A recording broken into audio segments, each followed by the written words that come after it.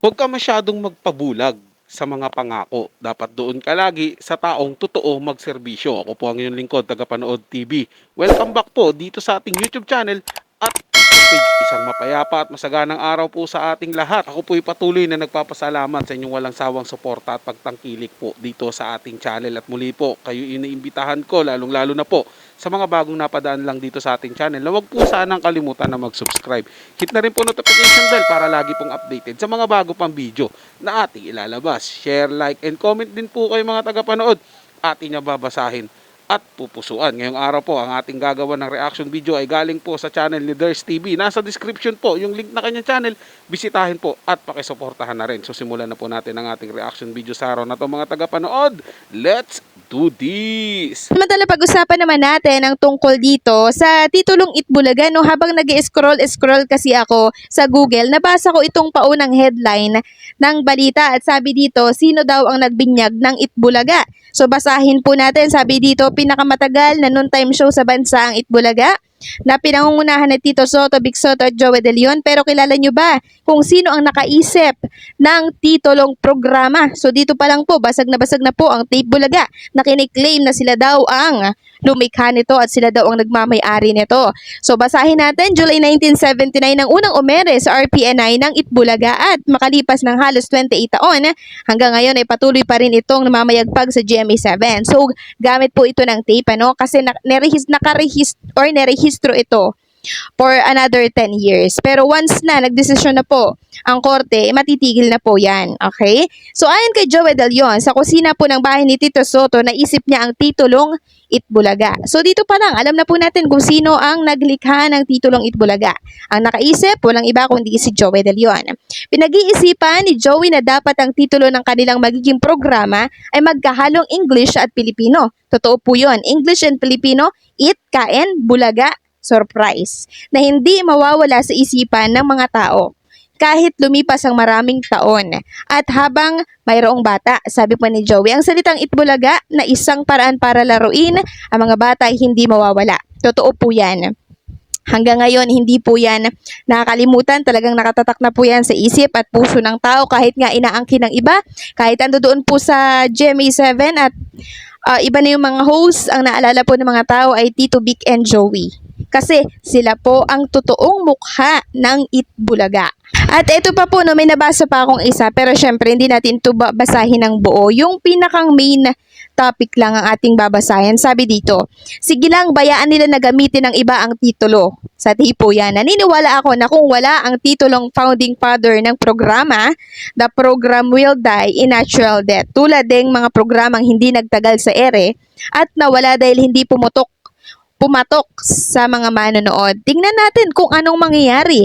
Palagay ko lang, hindi magtatagal ang isang Itbulaga na kulang ang sangkap. At ito ay tsak na magiging ikbulagta. Yan, basag na naman po sila dito. Totoo po yung sinasabi niya, no? Pag kulang ang isang sangkap, walang panlasa, no? Kulang ang sangkap, walang panglasa. Syempre, hindi kompleto yan. Mananabang yung mga tao dyan. Okay? Dapat kompleto lagi eh. Pero kung ito ay may titulo lang, tulad ng sa tape, wala ang TBJ, tingnan nyo naman po ang nangyari sa viewers nila at syempre sa ratings nila. Ang baba po, hindi ba? Pero itong TBJ, baguhin man po nila ang title ng show nila ngayon, sila pa rin po ang tinatangkilik ng tao. Kasi sila po ang kinikilalang totoong Itbulaga at mukha po ng Itbulaga. Kaya kahit saan sila magpunta, sumusunod po ang maraming tao. So dito pa lang, panalong-panalo na po ang Tito Vic and Joey. So ano po ang masasabi ninyo sa update na ito? Huwag kalimutang mag-comment at mag-subscribe. Real talk po mga tagapanood, alam naman po ng mga halusos yan ng pamunuan ng Tape Inc. na si Master Henyo po talaga ang gumawa, lumikha ng pangalang Itbulaga. Kaya nga lang po, gusto po nilang kunin eh. Dahil ang akala nga po nila, pag nagamit po nila ang Itbulaga ay mamamayagpag din po sila katulad ng pamamayagpag niyan dati nung hawak po yan ng tunay na nagmamayari ang TBG po, lalong-lalo na po yung lumikha dyan, si Master Henyo. Yun po hindi nila naisip na kapag nawala po yung trio, hihina din po yung Itbulaga. Gaya nga po ng sinabi ko ng mga nakaraang video pa po, mga tagapanood, Hindi po yan tinatangkilik ng tao dahil lang sa pangalang Itbulaga. Oo, sabihin na po natin, sumikat yung pangalang Itbulaga dahil pinasikat po ng trio yan, ng TBJ. Lalong-lalo na po si Master Henyo na lumikha yan. Pero hindi po nangangahulugan yun na pagka nawala po yung tatlo na yon, yung trio, mas kikilalanin pa rin yung Itbulaga, sisikat pa rin yung Itbulaga, madadala pa rin yan ng mga bagong host ngayon ng Itbulaga. Malabo po yun mga tagapanood dahil gaya po ng sinabi ko, paulit-ulit ko pong sasabihin dito, mga tagapanood, hindi lang po dahil sa pangalan ng Itbulaga kaya lumakas o sumikat yung Itbulaga na yan. Dahil din po yan sa mga bumubuo, sa mga host na nandoon sa loob ng Itbulaga. At dahil po yan sa tatlo, sa trio po, sila po talaga ang nagpaangat ng pangalang Itbulaga na yan, mga tagapanood. Sa tulong po ng malikhaing isip ng TBJ at ng kanilang mga writer, nakagawa po sila ng mga programa o ng mga mga segment po nila na talaga naman po matok po sa taong bayan. Natatak TBJ po talaga. Siyempre, katuwang po dyan yung kanilang mga writers. Hindi naman po mapagkakaila yan. Pero collaboration po nila yan mga tagapanood eh.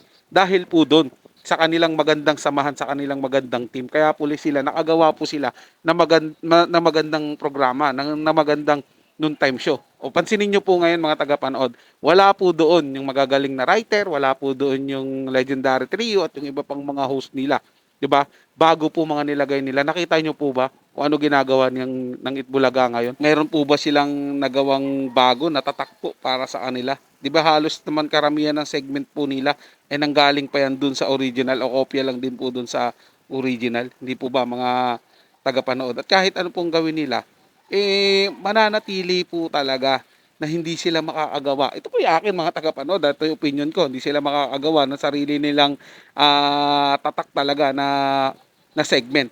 Dahil nga po, ito tingin ko mga tagapanood dahil kung ano man po yung magagawa nilang segment ay mangyayaring parang kopya lang po dun sa original na ginawa po nung Itbulaga dati. 'Di ba po na pinag-isipan po ng mga writers na yun. Siyempre yun lang ibabalik dahil po nila. Pero abangan po natin, malay mo, makakuha po sila ng magaling na writer at makapag-isip po ng mga bagong segment po. Nakikilala po sa Itbulaga ngayon. Di po ba mga tagapanood? Pero sad to say, parang feeling ko feeling ko talaga mga tagapanood, di nila magagawa yan. Wala po silang kakayahan. No? Ako, parang minaliit ko po sila. Hindi naman sa ganun mga tagapanood na minamaliit ko sila. Kaya alam po, wala po akong believe ngayon sa pumapalibot sa Itbulaga ngayon. Hindi po katulad nung dati, nabuo pa yung team ng TBJ na doon sa Itbulaga na sa GMA7. Pero ngayon, nasa A80 na sila. Pero nakita nyo naman po, ang gaganda ng mga segment na ginagawa nila. Ang ganda-ganda po ng mga pakulo na ginagawa nila na pumapatok po sa mamamayan, sa mga taong bayan na tumatangkilik po sa noontime show. At sila po lagi nanganguna pagdating sa noontime show. Yun po yung sinasabi ko dyan mga tagapanood na wala po sa pangalan yan. Nasa mga bumubuo po yan sa mga taong gumaganap dun sa pangalan na yon. So yun lang po mga tagapanood, na may nagustuhan nyo po yung paksang ating tinalakay sa araw na to. At kung kayo bago lang po na napadaan dito sa ating channel, huwag nyo po sana kalimutan na mag-subscribe. Hit nyo na rin po notification bell para lagi po kayong updated sa mga bago pang video na ating ilalabas. Share, like, and comment din po kayo mga tagapanood, atin yung babasahin at pupusuan. So hanggang sa muli po, ito yung Tagapanood TV. Komento at opinion lamang, wala pong personalan. Paalam po at mabuhay po kayong lahat.